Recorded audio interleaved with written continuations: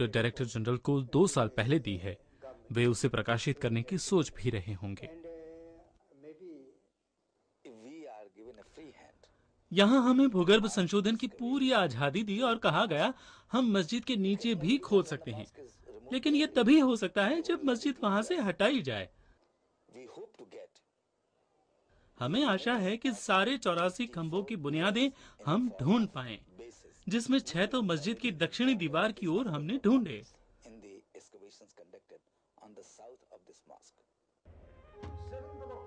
7 अक्टूबर 1984 को बड़ी तादाद में लोगों ने अयोध्या आकर उसी जगह मंदिर पुनर्निर्माण का संकल्प किया। ये आंदोलन अब स्वाधीनता संग्राम जैसा सबसे बड़ा जन आंदोलन होने की दिशा में चलने लगा है। फिर आया वो ऐतिहासिक दिन 1 फरवरी 1986, जब मस्जिद के दरवाजों को लगाया ताला। जिला सत्र न्यायालय ने 1949 के प्रशासनिक आदेशों को खारिज करते हुए निकाल दिया। न्यायालय ने हिंदुओं की पिछले 36 सालों से वहां जाते रहने की बात मानते हुए ताले निकालने के आदेश दिए। 23 मार्च 1951 फैजाबाद सत्र न्यायालय के दूसरे एक न्यायाधीश के निरीक्षण के अनुसार उस जगह का इस्तेमाल 1936 के बाद कभी भी मस्जिद जैसा नहीं हुआ और न ही वहां कभी नमाज पढ़ी गई। इसके बाद का ऐतिहासिक क्षण रहा 19 नवंबर 1989, जब मंदिर पुनः निर्माण की नींव का पत्थर रखा गया। शिलान्यास समारोह में पहला पत्थर एक हरिजन से रखवाया गया। इससे प्रतीकात्मक संदेश ये रहा कि वहां सिर्फ नींव का पत्थर ही नहीं, बल्कि एक नए समाज निर्माण की शुरुआत भी होगी। 1990 में मसला काफी आगे बढ़ा। पूरी बात वाद प्रतिवादों में फंसती गई। कई गुट और राजनीतिक दलों के अपने अपने स्वार्थ में धंसती गई।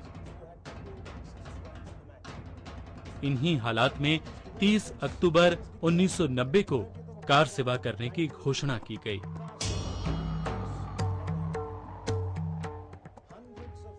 लाखों लोग अयोध्या में इकट्ठे होने लगे।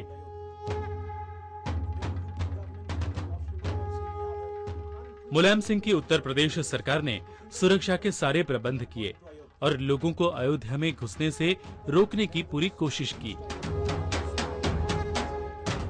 लेकिन फिर भी सुनियोजित कार सेवा उसी दिन यानी 30 अक्टूबर 1990 को हुई। चर्चा का पहला दौर AIBMAC और VHP के बीच हुआ। 1 और 2 दिसंबर 1990 में हुई चर्चा में लेन देन की प्रक्रिया पर बहस हुई। 22 दिसंबर 1990 AIBMAC और VHP दोनों ने अपने अपने पक्ष के दस्तावेज एवं सबूत जमा करवाए। 6 जनवरी 1991 को VHP ने अपने प्रतिवादी AIBMAC के बयान पर प्रत्युत्तर दिया। सरकारी कार्यवृत्त के अनुसार 6 जनवरी 1991 को VHP ने अपने उत्तर में AIBMAC के जन्मस्थल के अधिकार को ठुकराते हुए हर पहल का सटीक जवाब दिया।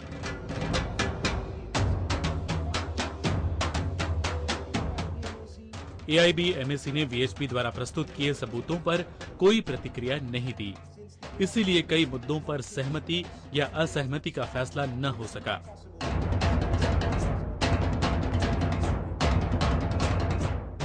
इसके बाद भी 21 जनवरी 1991 को AIBMAC ने आगे कुछ भी नहीं किया। वाद प्रतिवाद, चर्चा, बैठकें, ये सब तो होता ही रहेगा, लेकिन ऐतिहासिक तत्व और सबूत ये साफ कहते हैं कि जहां मस्जिद खड़ी है, मंदिर उसी जगह था। हाँ, इस बात का कोई सबूत नहीं कि राम वहीं जन्मे थे, लेकिन इस बात का सबूत होना संभव भी नहीं। पर इस बात को कैसे झुठलाए कि श्री राम हजारों सालों से हिंदुओं के लिए पूजनीय रहे हैं, भारत की जनता उन्हें मनुष्य जाति का आदर्श मानती आई है। जो आदर्श और सदाचार उनकी जीवनी में झलकता है, उसकी पूजा हजारों सालों से वे करते आए हैं।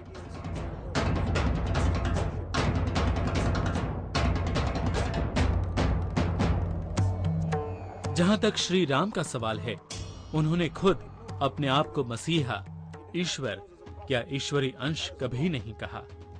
वाल्मीकि रामायण में अपने बारे में कहते हैं, आत्मानं मानुषं मन्ये रामं दशरथात्मजम्। राम दशरथ नामक मनुष्य का बेटा, जिसने अपना पूरा जीवन एक मनुष्य की तरह बिताया। एक मनुष्य पर असाधारण क्षमतायुक्त श्री राम को मर्यादा पुरुषोत्तम नाम से भी जाना जाता है। मर्यादा पुरुषोत्तम का मतलब है जीवन की हर अंग में इंसानी प्रयासों से ऊपर उठकर कुछ करने की क्षमता रखने वाला इंसान। बचपन में उन्होंने चांद की तमन्ना की। बेटे के रूप में उन्होंने पिता की हर इच्छा का पालन किया। युद्ध में रणनीति तहत अपने दुश्मन के भाई विभीषण से दोस्ती की। सुग्रीव के दोस्त के रूप में वाली को मारा, जबकि उसे मारने का कोई वैयक्तिक कारण नहीं था।